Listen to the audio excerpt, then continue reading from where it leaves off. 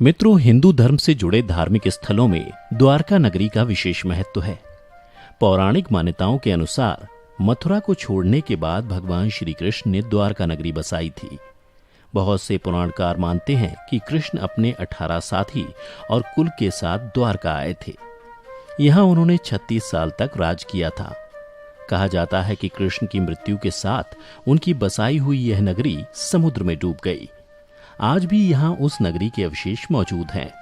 पर सबसे बड़ा प्रश्न, आखिर वो कौन सा कारण था जिसकी वजह से भगवान के द्वारा बसाई गई इतनी सुंदर नगरी समुद्र के अंदर समा गई। नमस्कार, कृष्ण लीला चैनल पर आप सभी का स्वागत है। द्वारका नगरी श्री कृष्ण की कर्मभूमि के नाम से विख्यात है।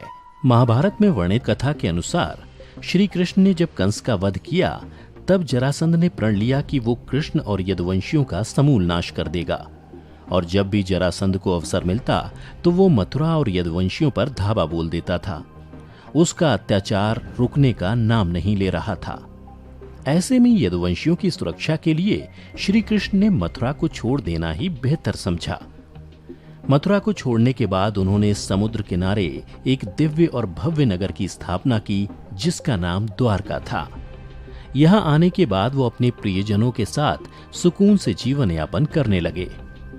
वक्त का पहिया घूमता गया और लगभग 36 साल तक कुशलतापूर्वक राज्य का संचालन करते हुए एक दिन उनके देह त्यागने के बाद वैभवशाली द्वारका नगरी समुद्र में समा गई। पौराणिक ग्रंथों में इस घटना से संबंधित 2 कथाओं की जानकारी प्राप्त होती है। पहली माता गांधारी का श्री कृष्ण को दिया गया श्राप, और दूसरी ऋषियों द्वारा श्री कृष्ण के पुत्र सांब को दिया गया श्राप। महाभारत का युद्ध समाप्त होने के बाद महर्षि व्यास के शिष्य संजय ने जब गांधारी को यह बताया कि पांडव अपने साथियों और द्रौपदी संग हस्तिनापुर आ चुके हैं, तो उनको बड़ा मानसिक कष्ट हुआ। फिर भी किसी तरह उन्होंने अपने मन को संभाला, लेकिन जब उन्हें यह बात पता चली कि पांडवों के साथ भगवान श्री कृष्ण भी हैं, तो वह तिलमिला उठी और उनका मन प्रतिशोध के लिए लालायित हो उठा। उन्होंने श्री कृष्ण को श्राप दिया। गांधारी बोली, अगर मैंने अपने आराध्य की सच्चे मन से आराधना की है और निस्वार्थ भाव से पतिव्रत का पालन किया है, तो जिस प्रकार मेरे कुल का नाश हुआ है, बिल्कुल वैसे ही तुम्हारी आंखों के सामने तुम्हारे कुल का भी नाश हो जाएगा। तुम्हारी ये आलीशान द्वारका नगरी तुम्हारे सामने समुद्र में डूब जाएगी। गांधारी के इतना कहने के पश्चात श्री कृष्ण मुस्कुराए और बोले, माता, मुझे इसी आशीर्वाद की प्रतीक्षा थी। मैं आपके श्राप को सहर्ष स्वीकार करता हूं। फिर वो द्वारका की ओर प्रस्थान कर गए। एक बार की बात है, महर्षि विश्वामित्र, कर्ण, देवर्षि नारद आदि का द्वारका आगमन हुआ और वो भ्रमण पर निकले। वहां कृष्ण पुत्र सांब अपने साथियों के संग मौजूद थे। उन लोगों ने ऋषियों के साथ मजाक करने की योजना बनाई, जिस क्रम में सांब को स्त्री का वेश धारण करवाकर ऋषियों से बोले, यह स्त्री गर्भवती है, आप बताइए इसके गर्भ से क्या उत्पन्न होगा। ऋषियों ने जब देखा कि ये युवक हमारा अपमान कर रहे हैं, तो क्रोधित होकर उन्होंने श्राप दिया कि श्री कृष्ण का यह पुत्र वृष्णि और अंधक वंशी पुरुषों का नाश करने के लिए एक लोहे का मूसल उत्पन्न करेगा, जिसके द्वारा तुम जैसे क्रूर, अहंकारी और क्रोधी लोग अपने समस्त कुल का संहार करोगे। श्री कृष्ण और बलराम के सिवा सब लोगों पर उस मूसल का प्रभाव होगा। जब श्री कृष्ण को यह बात पता चली, तो उन्होंने कहा, यह जरूर सत्य होगा। श्राप के फलस्वरूप सांब ने मूसल उत्पन्न किया, पर यह बात राजा उग्रसेन को पता चली, तो उन्होंने मूसल को चुराकर चुपचाप समुद्र में फेंकवा दिया। साथ ही यह भी घोषणा करवा दी कि आज से कोई भी वृष्णि व अंधक वंशी अपने घर में मदिरा का उत्पादन नहीं करेगा। जो भी व्यक्ति छिपकर मदिरा तैयार करेगा, उसे मृत्युदंड की सजा दी जाएगी। यह सुनकर द्वारका वासियों ने मदिरा नहीं बनाने का प्रण लिया। इसके बाद द्वारका में आए दिन अशुभ घटनाएं घटने लगी। कभी तेज आंधी और कभी तेज तूफान। चूहों की संख्या अचानक से इतनी ज्यादा बढ़ने लगी कि मनुष्यों से ज्यादा चूहे दिखने लगे और सोते हुए मनुष्यों के बाल और नाखून को कुतरने लगे। सारस, उल्लुओं की और बकरे, गीदड़ों की आवाज निकालने लगे। पूरी द्वारका नगरी में अजीब सी घटनाएं घटित होने लगी।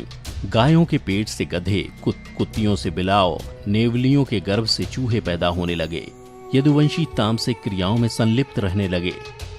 जब श्री कृष्ण ने नगर में होते इन अपशकुनों को देखा, तो उन्होंने सोचा कि कौरवों की माता गांधारी का श्राप सत्य होने का समय आ गया है। इन अपशकुनों को देखकर तथा पक्ष के 13वें दिन अमावस्या का संयोग जानकर श्री कृष्ण काल की अवस्था पर विचार करने लगे। उन्होंने देखा कि इस समय वैसा ही योग बन रहा है जैसा महाभारत के युद्ध के समय बना था। गांधारी के श्राप को सत्य करने के उद्देश्य से श्री कृष्ण ने यदुवंशियों को तीर्थ यात्रा करने की आज्ञा दी। श्री कृष्ण की आज्ञा से सभी राजवंशी समुद्र के तट पर प्रभास तीर्थ आकर निवास करने लगे। प्रभास तीर्थ में रहते हुए एक दिन जब अंधक व वृष्णिवंशी आपस में वार्तालाप कर रहे थे, तभी सात्विक ने आवेश में आकर कृतवर्मा का उपहास और अनादर कर दिया। कृतवर्मा ने भी कुछ ऐसे शब्द मुख से निकाल दिए जिससे सात्विक का क्रोध 7वें आसमान पर पहुंच गया और उन्होंने कृतवर्मा का वध कर दिया। यह देख अंधक वंशियों ने सात्विक को चारों ओर से घेर लिया और उन पर आक्रमण कर दिया। इस दृश्य को देखकर श्री कृष्ण के पुत्र प्रद्युम्न उनकी सहायता के लिए दौड़े। सात्विक और प्रद्युम्न अकेले ही मोर्चा संभाल रहे थे, लेकिन अंधक वंशियों की संख्या अधिक होने के कारण उन्हें पराजय का सामना करना पड़ा और अंत में उनके हाथों मारे गए। अपने पुत्र की मृत्यु से श्री कृष्ण को अत्यधिक क्रोध आ गया। उन्होंने एक मुट्ठी घास उखाड़ ली। जैसे ही घास हाथ में आती वह लोहे का मूसल बन जाती। ऋषियों द्वारा दिए गए श्राप के कारण ऐसा हो रहा था। मूसल इतना ज्यादा शक्तिशाली हो गया था कि उससे एक ही वार से वध हो जाता था और इस प्रकार यदुवंशी आपस में ही युद्ध करके मरने लगे। श्री कृष्ण के देखते ही देखते साम, चारुदेशन, अनिरुद्ध और गद की मृत्यु हो गई। इसके बाद श्री कृष्ण का रौद्र रूप देखने को मिला और उन्होंने सभी सूरमाओं का वध कर डाला। अंत में श्री कृष्ण और उनके सारथी दारुक ही शेष बचे। श्री कृष्ण ने दारुक से कहा कि तुम इसी क्षण हस्तिनापुर जाओ और अर्जुन को सारी घटना विस्तार से बताकर उनको यहाँ ले आओ। दारुक ने उनकी आज्ञा का पालन भी किया। इसके बाद श्री कृष्ण बलराम को उसी स्थान पर रहने का कहकर अपने महल वापस लौट आए और पिता वसुदेव को सारी घटना से अवगत कराया, जिसको सुनकर उन्हें बहुत दुख हुआ। श्री कृष्ण ने अपने पिता से बोला कि जब अर्जुन नहीं आ रहा तब तक स्त्रियों की रक्षा का दायित्व तो आप संभाल लीजिए, क्योंकि वन में बलराम प्रतीक्षारत हैं। मैं उनके पास जा रहा हूँ। नगर में स्त्रियों की चीख पुकार मचनी शुरू हो गई। ऐसे में श्री कृष्ण ने स्त्रियों को सांत्वना देते हुए कहा कि घबराइए मत, अर्जुन आने वाले हैं, वे सब संभालेंगे। इतना कहकर वे वन की ओर चल पड़े। जब कृष्ण वन में पहुंचे तो देखा कि बलराम जी समाधि में लीन है। अचानक उनके मुख से एक सफेद रंग का सर्प निकला और समुद्र की ओर चला गया। वो कोई सामान्य सर्प नहीं था, क्योंकि उसके हजारों मस्तक थे। इतना ही नहीं, समुद्र ने स्वयं प्रकट होकर उस शेषनाग का अभिवादन किया। कुछ ही देर में बलराम ने अपने शरीर को त्याग दिया। श्री कृष्ण उस सूने वन में अकेले विचरण करते हुए गांधारी के श्राप के बारे में चिंतन करने लगे और अपनी इंद्रियों को संयमित करते हुए महायोग की अवस्था में धरती पर लेट गए। तभी जरा नाम का एक शिकारी अपने शिकार की तलाश में वहां आ पहुंचा। दूर से उसे लगा कि वहां कोई हिरण है और उसने वाण चला दिया।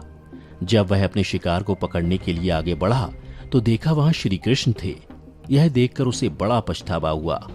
श्री कृष्ण ने उस शिकारी को आश्वासन दिया और परम धाम चले गए। वहां पर कई मुनि और देवताओं ने उनका भव्य स्वागत किया। वो शिकारी हस्तिनापुर गया और पांडवों को पूरी घटना की जानकारी दी, जिसे सुनकर पांडव बड़े दुखी हुए। दूसरी तरफ अर्जुन भी द्वारका पहुंच गए थे। वहां की स्थिति देखकर उनके मन को बड़ा क्षोभ हुआ। श्री कृष्ण की रानियों ने जब अर्जुन को देखा तो उनकी आंखों से भी अश्रु की धारा निकल पड़ी। इस दृश्य को देखकर अर्जुन की आंखें भी नम हो गईं। वहां का पूरा माहौल ही शोकमय हो गया। वसुदेव भी वहीं उपस्थित थे। उन्होंने अर्जुन को श्री कृष्ण का संदेश बताते हुए कहा कि द्वारका नगरी समुद्र में डूबने वाली है, इसलिए आप नगरवासियों को लेकर किसी सुरक्षित स्थान पर चले जाओ। वसुदेव जी की बात सुनकर अर्जुन ने दारुक से सभी मंत्रियों को बुलाने के लिए कहा। मंत्रियों के आते ही अर्जुन ने कहा कि मैं सभी नगरवासियों को यहाँ से इंद्रप्रस्थ ले जाऊंगा, क्योंकि शीघ्र ही इस नगरी को समुद्र अपने में समा लेगा। अर्जुन ने मंत्रियों से कहा कि आज से 7वें दिन सभी लोग इंद्रप्रस्थ के लिए प्रस्थान करेंगे, इसलिए आप शीघ्र ही इसके लिए तैयारियां शुरू कर दें। सभी मंत्री तुरंत अर्जुन की आज्ञा के पालन में जुट गए। अर्जुन ने वह रात श्री कृष्ण के महल में ही बिताई। अगली सुबह श्री कृष्ण के पिता वसुदेव जी ने भी प्राण त्याग दिए। अर्जुन ने विधि विधान से उनका अंतिम संस्कार किया। वसुदेव जी की पत्नी देवकी, भद्रा, रोहिणी व मदरा भी चिता पर बैठकर सती हो गईं। इसके बाद अर्जुन ने प्रभास तीर्थ में मारे गए समस्त यदुवंशियों का भी अंतिम संस्कार किया। 7वें दिन अर्जुन श्री कृष्ण के परिजनों तथा सभी नगरवासियों को साथ लेकर इंद्रप्रस्थ की ओर चल दिए। उन सभी के जाते ही द्वारका नगरी समुद्र में डूब गई। ये दृश्य देखकर सभी को बड़ा आश्चर्य हुआ और इस प्रकार सोने से सजी द्वारका नगरी समुद्र में समा गई। मित्रों, आज भी सनातन धर्म के इस समृद्ध और संपन्न प्रतीक के कई साक्ष्य वक्त वक्त पर सामने आते रहते हैं। द हिंदू की एक रिपोर्ट के मुताबिक 1963 में सबसे पहले द्वारका नगरी का एक excavation Deccan college Pune, department of archaeology और गुजरात सरकार ने मिलकर किया था। इस दौरान करीब 3000 साल पुराने बर्तन मिले थे। इसके बाद आर्कियोलॉजिकल सर्वे ऑफ इंडिया की अंडर वाटर आर्कियोलॉजी विंग को समंदर में कुछ तांबे के सिक्के और ग्रेनाइट स्ट्रक्चर भी मिले थे। इसके बाद में पूरा नगर खोज लिया गया। तो उम्मीद करते हैं कि आपको हमारी आज की ये वीडियो पसंद आई होगी। आपसे निवेदन है कि वीडियो को लाइक करें, शेयर करें। ऐसी ही आध्यात्मिक और धार्मिक जानकारी के लिए हमारे YouTube चैनल कृष्ण लीला को सब्सक्राइब करना ना भूलें। फिलहाल आज के लिए दें इजाजत। आपका बहुत बहुत धन्यवाद।